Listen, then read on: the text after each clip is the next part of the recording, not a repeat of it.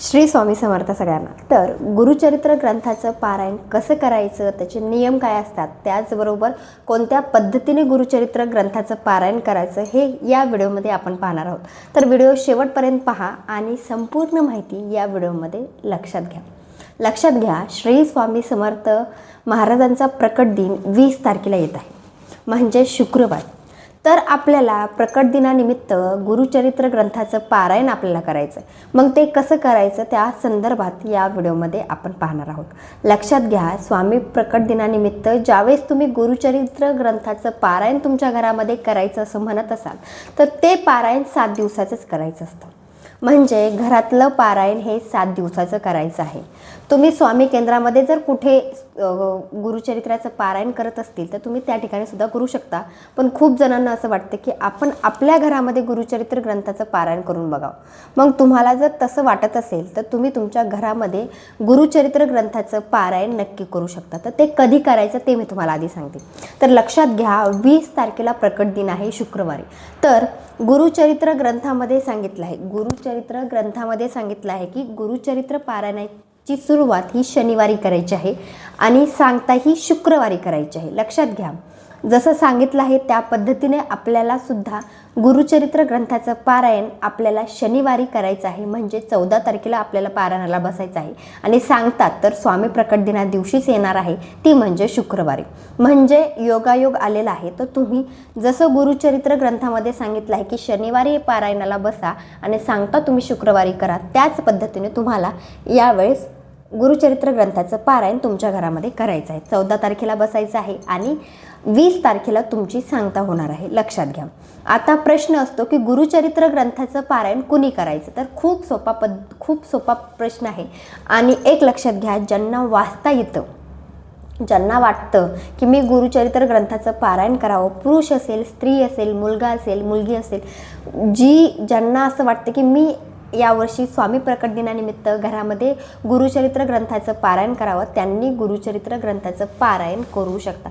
त्याच्यामध्ये काहीही भेदभाव नाही आहे, कोणीही गुरुचरित्र ग्रंथाचं पारायण करू शकता। लक्षात घ्या, त्यानंतर महत्त्वाची गोष्ट येते ती म्हणजे की आता मी तुम्हाला 2 गोष्टी सांगितल्यात की कोण बसणार आहे पारायणाला, आणि एक म्हणजे कोणत्या दिवसापासून किती दिवस तुम्हाला गुरुचरित्र ग्रंथाचं पारायण करायचं। आता महत्त्वाचा मुद्दा येतो की गुरुचरित्राचं पारायण कसं करायचं आहे, कोणकोणत्या नियम आहेत, कोणकोणत्या अटी आहेत। एक लक्षात घ्या, पहिली गोष्ट म्हणजे तुम्ही ज्या दिवशी गुरुचरित्र ग्रंथाच्या पारायणाला बसणार आहेत, म्हणजे तुम्ही शनिवारी पारायणाला बसणार असाल त्याच्या आदल्या दिवशी म्हणजे तुम्हाला शुक्रवारी 4 कुत्रे आणि एका गाईला जे आपली चपातीचा नैवेद्य असेल किंवा तुम्ही पोळीचा 4 तुकड्यामध्ये भाग करून 4 कुत्रे आणि एका गाईला घास खाऊ घालायचा। लक्षात घ्या, तुम्ही पारायण करणार म्हटल्यानंतर तुम्हाला ही पहिला नियम किंवा ही गुरुचरित्राच्या ग्रंथामध्ये सांगितलेला नियम म्हणजे 4 कुत्रे आणि एका गाईला घास खाऊ घालायचाच आहे। तो म्हणजे आदल्या दिवशी म्हणजे शुक्रवारी। तुम्ही दुसऱ्या दिवशी पारायणाला बसू शकता। पारायणाला बसत असताना आपल्याकडे एक जपमाळ असली पाहिजे, ग्रंथ असला पाहिजे, त्यानंतर आपल्याकडे आसन सुद्धा असलं पाहिजे आणि थोडीशी छोटीशी अशी पूजा मांडणी आपल्याला करायची आहे। पूजा मांडणी म्हणजे एक लक्षात घ्या, तुमच्या घरामध्ये जर स्वामी महाराजांची मूर्ती असेल तर तुम्ही स्वामी महाराजांची मूर्ती ठेवू शकता।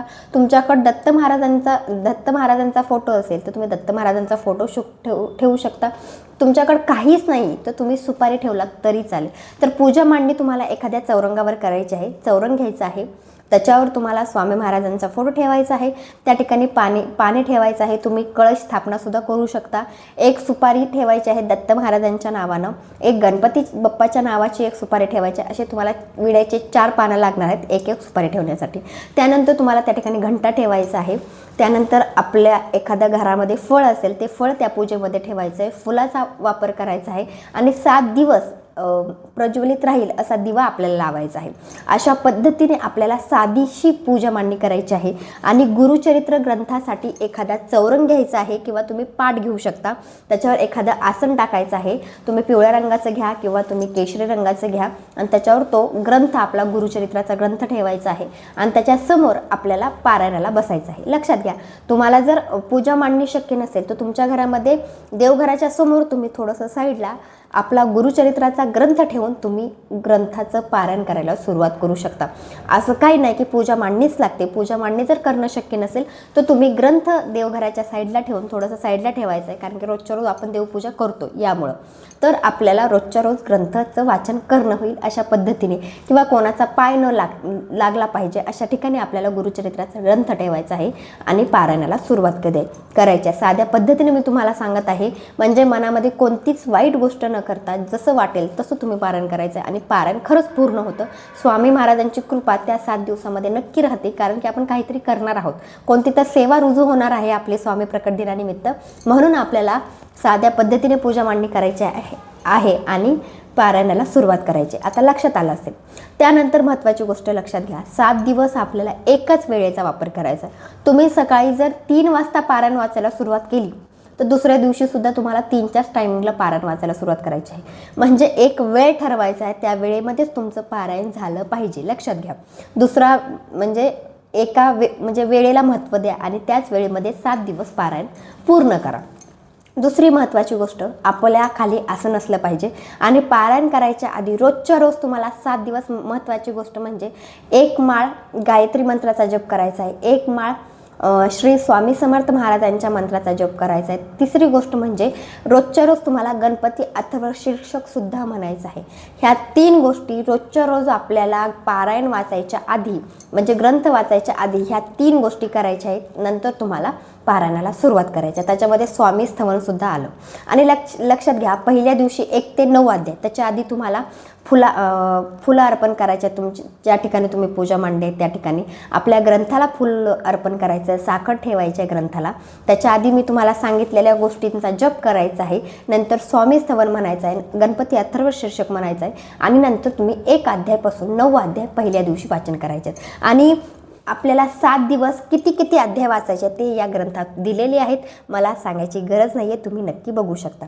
नंतर आणखी महत्त्वाची गोष्ट येते की पहिल्या दिवसापासून, ज्या दिवशी तुम्ही पारायणाला बसणार आहेत त्या दिवसापासून दुसऱ्याच्या घरचं खायचं नाही आहे. महत्त्वाची गोष्ट किंवा एक नियम लागू आहे, दुसऱ्याच्या घरचं खायचं नाही आहे. आणि जर खरंच तुमच्या घरामध्ये कोणीच बनवू शकत नसेल, खूप अडचण आहे, तर तुम्ही असंही बाहेर जेवण करताना पैसे आपण देतोच, यामुळे हरकत नाही आहे तुम्ही बाहेर जेवण केलात तरी. आणि पारायण काळामध्ये तुम्हाला ब्रह्मचर्याचं पालन करायचं आहे. त्यानंतर तुम्हाला दुसऱ्याच्या घरचं खायचं नाही, मी तुम्हाला सांगितलेलंच आहे. नंतर आणखी महत्त्वाची गोष्ट येते ती म्हणजे की कांदा लसूण वर्ज आहे. कांदा लसूण तुम्हाला खायचाच नाही 7 दिवस, ह्याची काळजी घ्यायची आहे. आणि महत्त्वाची गोष्ट, तुम्ही चपातीचा म्हणजे सकाळी जेवण करताना तुम्ही चपाती जर खाल्ली तर तुम्हाला चपातीच खायची आहे संध्याकाळी, म्हणजे 7 दिवस पण तुम्हाला चपातीच खायची आहे. खूप जण काय होतं, जेवण जात नाही, भाकरीचाच वापर करतात. तुम्ही जर पहिल्या दिवशी भाकरी खाल्ली तर तुम्हाला भाकरी 7 दिवस खायच्या, म्हणजे काळजी घ्यायची आहे. नंतर तुम्हाला लक्षात घ्या, डाळीचा वापर करायचा ना, डाळी खायच्या नाही आहेत. तुम्हाला दही आंबट गोष्टी ज्या आहेत त्या खायच्या नाहीत. म्हणजे खूप काही नियम आहेत ते मी तुम्हाला सांगते. तर तुम्हाला आंबट गोष्टी खायच्या नाही आहेत. तुम्हाला ज्याच्यामध्ये कांदा लसूणचा वापर आहे, म्हणजे काळं तिखट असेल त्याचा वापर तुम्हाला भाजीमध्ये करायचा नाही. खूप गोष्टी पाळतात. खूप जण फक्त बटाटाच 7 दिवस खातात. खूप जण म्हणजे मी पण 7 दिवस ज्यावेळेस मी पारायण केलं होतं 7 दिवसात, त्यावेळेस फक्त बटाटा आणि चपातीची भाजी दोन्ही टाईम खाल्लेली आहे. म्हणून मी तुम्हाला सांगत आहे, जसं तुम्हाला जमतं तसं तुम्ही करू शकता. त्यानंतर तुम्हाला कोणतीही डाळ खायची नाही आहे. तुम्हाला ज्या गोष्टी करणं होतील त्या गोष्टी मी सांगत आहे. डाळी खायच्या नाहीत. खूप जण शेंगदाणे सुद्धा खात नाहीत. ज्या गोष्टीची म्हणजे आपण एखादी डाळ आहे त्याचे 2 तुकडे 2 भाग होतात, त्या गोष्टी पारायण काळामध्ये खात नाहीत. तुम्ही चपाती भाजी त्याच्यामध्ये ज्या गोष्टी खायच्या आहेत ते मी तुम्हाला खाली डिस्क्रिप्शनमध्ये नक्की टाकेल. लक्षात घ्या, तुम्ही काकडी खाऊ शकता, तुम्ही बीट खाऊ शकता, तुम्ही फळं खाऊ शकता. नंतर महत्त्वाचं येतं ते म्हणजे तुम्ही गोड जे खाणार आहात ते गोड थोडं कमी खायचं आहे, जास्त गोड खायचं नाही आहे. आणि तुम्हाला जास्तीत जास्त तुम्हाला जमेल तर तुम्ही मेथीची भाजीसुद्धा थोडीशी खाऊ शकता, असं काही नाही आहे. आणि लक्षात घ्या, कांदा लसूण वर्ज्य आहे 7 दिवस गुरुचरित्राचं पारायण करत असताना, लक्षात घ्या. त्याचबरोबर तुम्हाला चपातीचा वापर करायचा आहे, तुम्ही चपाती खाऊ शकता.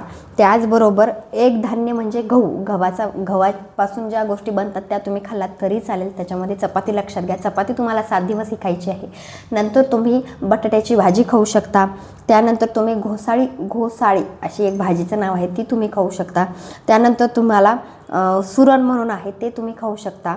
पण जास्तीत जास्त बटाटा तुम्ही खाऊ शकता. आणि लक्षात घ्या, त्याच्यामध्ये शेंगदाण्याचा वापर करायचा नाही आहे. कडधान्य जे आहेत, जे डाळी आहेत त्या तुम्हाला खायच्या नाही आहेत. वरण भात असेल, मसूरची डाळ असेल, मुगाची डाळ असेल, म्हणजे कोणतीच डाळी तुम्हाला खायच्या नाही आहेत. तुम्ही पालकाची भाजी खाऊ शकता, मेथीची भाजी खाऊ शकता. कमी प्रमाणामध्ये तुम्हाला आंबट गोष्टीमध्ये दही तुम्ही घेऊ शकता, ताक तुम्ही घेऊ शकता. जास्त वापर करायचा नाही आहे. दिवस रात्र तेच खायचं नाही आहे, हे पण लक्षात घ्या. नंतर तुम्हाला महत्त्वाची गोष्ट म्हणजे तुम्हाला वांग, शेपू यासारखे जी वातकारक पदार्थ आहेत किंवा भाज्या आहेत त्या तुम्हाला खायच्या नाही आहेत, ज्याच्यामुळे तुम्हाला ढेकरं येतात, खूप जणांना ॲसिडिटी होते. अशा गोष्टी तुम्हाला खायच्या नाही आहेत.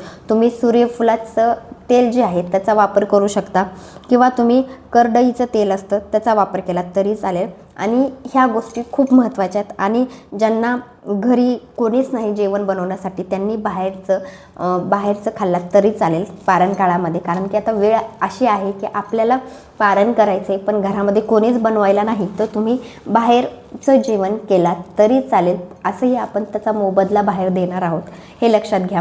किंवा कुठे जर तुम्ही जेवण करत असाल, तुम्ही नातेवाईकापाशी असाल आणि पारायणाला बसलात, तर तुम्ही त्याला मोबदला द्या. रोजच्या रोज काहीतरी तुम्ही त्यांच्या हातावर घाला. 11 रुपये असतील, 21 रुपये असतील, ते तुम्हाला त्या काळामध्ये द्यायचे आहेत 7 दिवस.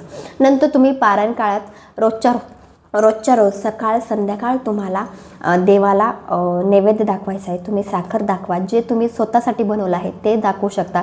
12 ते 12:30 हा दत्त महाराजांच्या भिक्षेचा टायमिंग आहे. त्या वेळेमध्ये तुम्ही गुरुचरित्राच्या ग्रंथाला नैवेद्य दाखवलात तरी चालेल, किंवा तुम्ही सकाळी स्वयंपाक बनवलात त्यावेळेस लगेचच्या लगेच तुम्ही नैवेद्य दाखवू शकता. संध्याकाळी काही बनवलं असेल तर ते तुम्ही नैवेद्याला दाखवू शकता. त्याचबरोबर तुम्हाला काही जमत नसेल तर तुम्ही दूध दाखवलात तरी चालेल. या गोष्टी तुम्हाला करायच्या आहेत 7 दिवस गुरुचरित्राचं पारायण करत असताना.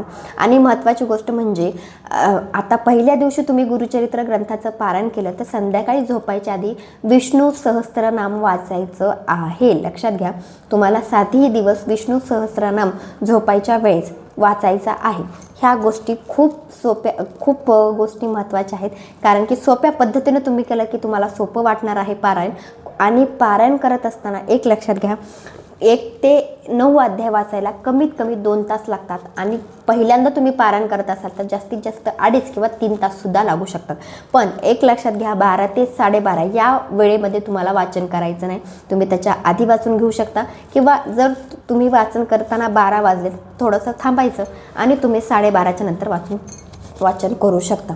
आणि तुम्ही दिवस रात्र स्वामींचा जप करू शकता. आणि लक्षात घ्या, महत्त्वाचं म्हणजे तुम्ही खरंच कोणती तरी इच्छा पूर्ण होण्यासाठी जर गुरुचरित्राचं पारायण करत असाल तर पहिल्या दिवशी संकल्प करायचा आहे. पहिल्या दिवशी म्हणजे पारायणाच्या पहिल्या दिवशीच तुम्हाला संकल्प करायचा आहे. मग संकल्प कसा करायचा तुम्हाला सगळ्यांना माहिती आहे. तुम्ही पूजा जिथं मांडली आहे त्या ठिकाणी एखादं नारळ ठेवायचं आहे.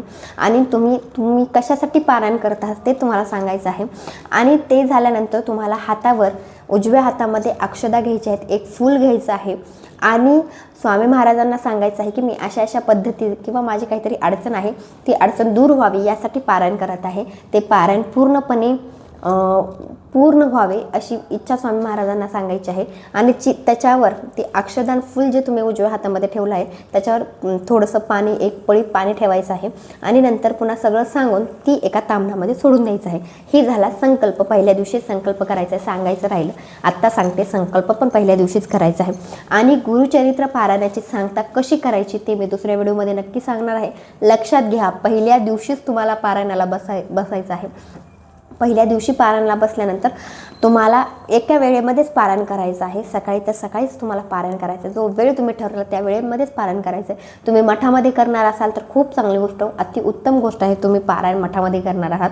आणि जे ग्रंथामध्ये सांगितल्याप्रमाणे पहिल्या दिवशी 1 ते 9 अध्याय, दुसऱ्या दिवशी 10 ते 21 अध्याय, तिसऱ्या दिवशी 22 ते 29 अध्याय, म्हणजे जसं सांगितलं आहे त्या पद्धतीने तुम्हाला 7 दिवस पारायण करायचं आहे. आणि रोजच्या रोज तुम्हाला आरती करायची आहे. माझा हा व्हिडिओ तुम्हाला आवडला असेल तर लाईक, शेअर, सबस्क्राईब करायला विसरू नका. आणि लक्षात घ्या, काही प्रश्न असतील तर कमेंटमध्ये नक्की विचारा. भेटूया नंतरच्या व्हिडिओमध्ये. श्री स्वामी समर्थ. श्री गुरुदेव दत्त.